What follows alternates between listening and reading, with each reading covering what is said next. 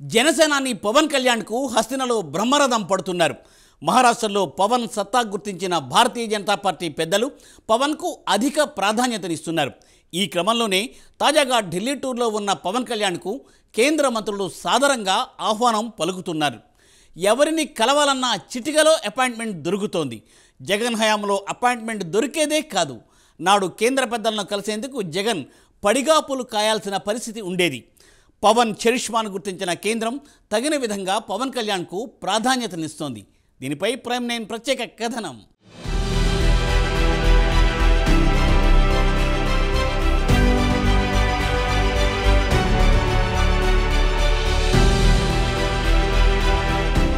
జనసేనాని పవన్ కళ్యాణ్కు ఢిల్లీలో ప్రాధాన్యత పెరుగుతోంది.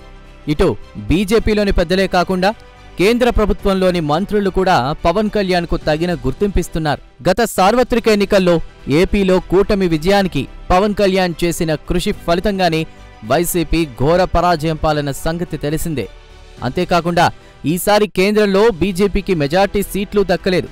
దీంతో బీజేపీకి ఎన్డీఏ కూటమి పార్టీలపై ఆధారపడక తప్పలేదు. ఈ క్రమంలో ఏపీలో కూటమికి వచ్చిన సీట్లు బీజేపీకి బాగా కలిసొచ్చింది. ప్రస్తుతం ఎన్డీఏలో ఏపీ తర్వాత బీహార్లోని నితీష్ కుమార్ నాయకత్వంలోని జనతాదళ్ కీలక పాత్ర పోషిస్తోంది. దీంతో ఏపీలో కూటమి విజయానికి ప్రధాన కారకుడు పవన్ కళ్యాణ్పై బీజేపీ ఎంతో అభిమానం చూపుతోంది.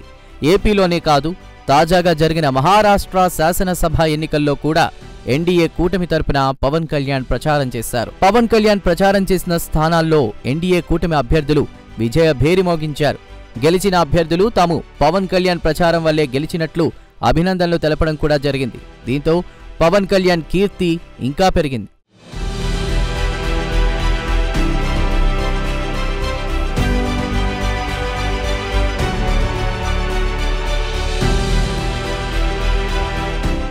ఆంధ్రప్రదేశ్ ఉప ముఖ్యమంత్రి, జనసేన పార్టీ అధినేత పవన్ కళ్యాణ్ ఢిల్లీకి ఎప్పుడు వెళ్లినా ఢిల్లీ పెద్దల నుంచి అపూర్వ స్వాగతం అందుకుంటున్నారాయన. పవన్ కళ్యాణ్ తాజా పర్యటనలో పలువురు కేంద్ర పెద్దలతో భేటీ అయ్యారు. ఈ సందర్భంగా రాష్ట్రానికి రావలసిన ప్రాజెక్టులు, నిధులు వంటి అంశాల గురించి మంత్రులతో జనసేనాని చర్చిస్తున్నారు. ఏ విషయాల మీద ఏ కేంద్ర మంత్రితో మాట్లాడింది ఎప్పటికప్పుడు జనసేనాని ఢిల్లీలో సవివరంగా మీడియాతో చెప్తున్నారు.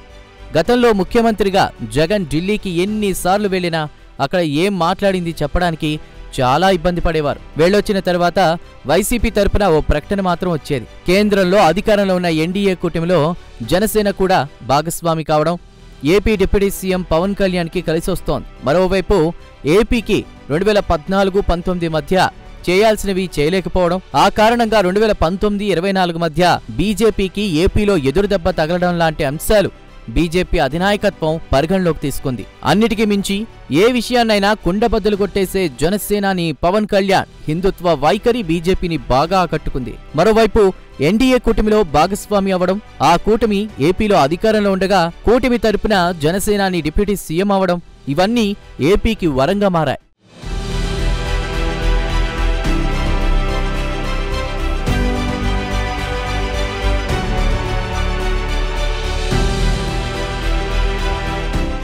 ఏపీలో టీడీపీని ఎన్డీఏలో చేర్చడంలో పవన్ కళ్యాణ్ కీలక పాత్ర పోషించిన సంగతి తెలిసిందే. పవన్ కళ్యాణ్ తీసుకున్న ఆ స్టెప్ నేడు కేంద్రంలో ఎన్డీఏ కూటమి అధికారంలో రావడానికి కారణమైంది. ఇది గమనించిన బీజేపీ పెద్దలు పవన్ కళ్యాణ్కు ఎనలేని ప్రాధాన్యత ఇస్తున్నారు. అందుకే జనసేనాని ఎప్పుడు ఢిల్లీకి వెళ్లినా ఢిల్లీలో కేంద్ర ప్రభుత్వ పెద్దల నుంచి సాదర స్వాగతం లభిస్తోంది. ఇంకోవైపు రాష్ట్రానికి రావలసిన నిధులు, ప్రాజెక్టులు త్వరగా వస్తున్నాయి. గతంలో జగన్ ముఖ్యమంత్రి హోదాలో ఢిల్లీకి వెళ్లిన కేంద్ర మంత్రుల అపాయింట్మెంట్లు సరిగ్గా దొరికేవి కాదు. కానీ ఇప్పుడు ఏపీ ప్రభుత్వం తరపున ముఖ్యమంత్రి చంద్రబాబు, ఉప ముఖ్యమంత్రి పవన్ కళ్యాణ్ ఢిల్లీకి ఎప్పుడు వెళ్లినా కేంద్ర ప్రభుత్వ పెద్దల అపాయింట్మెంట్లకు అసలు ఇబ్బంది కలగడం లేదు. 5 ఏళ్లు ముఖ్యమంత్రిగా పనిచేసిన జగన్మోహన్ రెడ్డికి అప్పట్లో ముఖ్యమంత్రి హోదాలో ఢిల్లీకి వెళితే అంతగా సాదర స్వాగతం లభించేది కాదని విశ్లేషకులు చెప్తున్నారు. వైసీపీ శ్రేణుల హడావిడి, వైసీపీ అనుకూల మీడియా ప్రచార ఆర్భాటం తప్ప జగన్ ఎప్పుడు ఢిల్లీకి వెళ్లినా జాతీయ స్థాయి నాయకులు ఆయనకు సానుకూలంగా స్పందించిన దాఖలాలు లేవని పరిశీలకులు అంటున్నారు. ముఖ్యమంత్రి ఢిల్లీకి వచ్చినా కేంద్ర మంత్రుల అపాయింట్మెంట్లు దొరకడం కష్టమయ్యేది. దీనికి జగన్ మీదున్న కేసులే కారణమని అప్పట్లో విపక్షాలు విమర్శలు చేసేవి.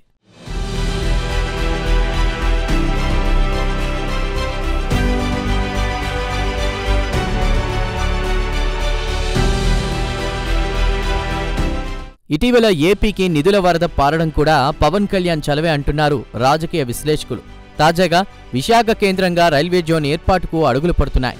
జోనల్ కార్యాలయ నిర్మాణానికి టెండర్లు పిలిచారు. పవన్ కళ్యాణ్ నిర్వహిస్తున్న పంచాయతీరాజ్, గ్రామీణాభివృద్ధి శాఖలకు ఎన్నడూ లేని విధంగా నిధులు విడుదల చేస్తోంది కేంద్రం. రాష్ట్ర సమగ్రాభివృద్ధికి, గ్రామాల అభివృద్ధి కూడా చాలా కీలకం. అందుకే పవన్ కళ్యాణ్ ఈ శాఖలను ఏరి కోరి తీసుకున్నారని రాజకీయ పరిశీలకులు చెప్తున్నారు. ఈ శాఖలకు కేంద్ర ఆర్థిక సంఘం నిధులను కేటాయిస్తోంది. ఈసారి ఏపీకి ఆర్థిక సంఘం బాగానే నిధులు కేటాయిస్తోంది. ప్రధాని మోదీతో ఉన్న సాన్నిహిత్యంతో పవన్ కళ్యాణ్ రాష్ట్రానికి రావలసిన నిధులను రాబడుతున్నారు. ఎన్డీఏలోనే కాదు, దేశ రాజకీయాల్లో కూడా పవన్ కళ్యాణ్ కు గుర్తింపు వస్తోంది.